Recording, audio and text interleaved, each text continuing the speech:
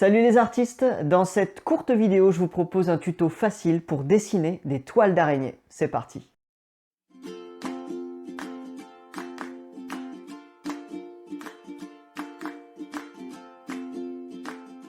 Alors, dans une précédente vidéo on dessinait des araignées de 3 façons.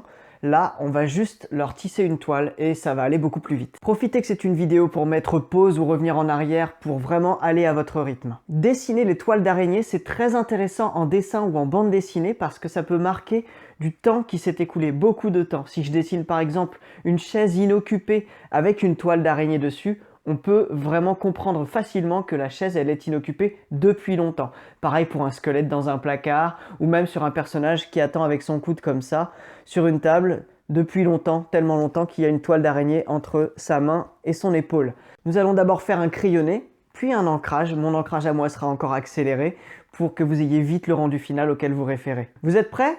On y va. Alors je vais commencer par dessiner un support sur lequel la toile d'araignée a été tissé. Ce support, c'est un angle, parce que c'est le plus souvent dans un angle que les araignées tissent une toile. Pas toujours, elles peuvent aussi tisser entre deux plantes de roseaux, sur les branches d'un arbre. Vous pouvez aussi mettre des toiles sur d'autres angles. Alors là, je vais faire juste une espèce de poutre en bois. Ça peut être un pied de table, de chaise, un angle de poutre de maison, un coin de mur, peu importe. Je me suis fait juste un angle et je vais tendre la limite de la toile entre les deux. Un trait légèrement bombé dans ce sens-là et non dans l'autre sens. On pourrait se dire que la pesanteur va attirer la toile vers le bas. C'est pas le cas puisque les autres fils de toile vont faire tendre ce premier filin vers l'angle. Je définis le centre de ma toile. Je fais une petite croix, plutôt un petit point, j'ai fait une croix pour que vous la voyez bien. Et à partir de là, je pars en étoile. Vous pouvez le faire à la règle. Moi, je préfère le faire à la main pour lui donner un côté plus naturel, d'origine plus organique.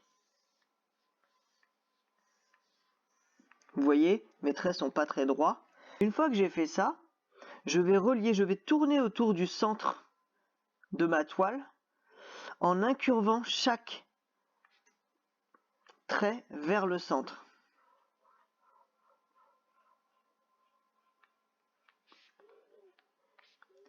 Encore une fois, c'est une vidéo. Vous m'arrêtez, vous me stoppez net en appuyant sur pause quand vous voulez. Moi, je continue.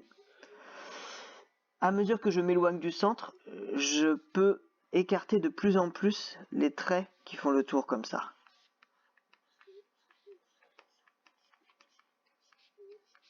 Je ne suis pas obligé que ce soit bien régulier, au contraire, une toile d'araignée, vous verrez si vous en observez de vrai que c'est rarement très régulier.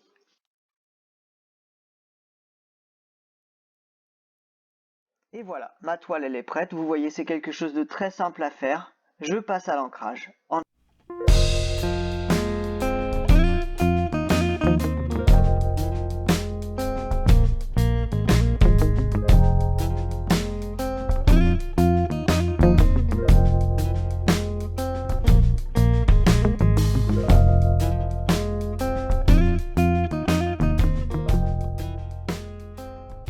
Voilà, j'espère que ça vous a plu, je suis sûr que vous y êtes arrivé, c'était pas un tuto très compliqué. Je vous invite et vous encourage maintenant à enrichir votre dessin d'autres éléments, un décor, une araignée sur la toile ou à côté ou plusieurs, une mouche, un frelon asiatique, ce que vous voulez comme animal collé sur la toile. Pas forcément un animal, une soucoupe volante qui se serait fichée dans la toile, une toute petite, ou alors une toile d'araignée dans une toile d'araignée géante.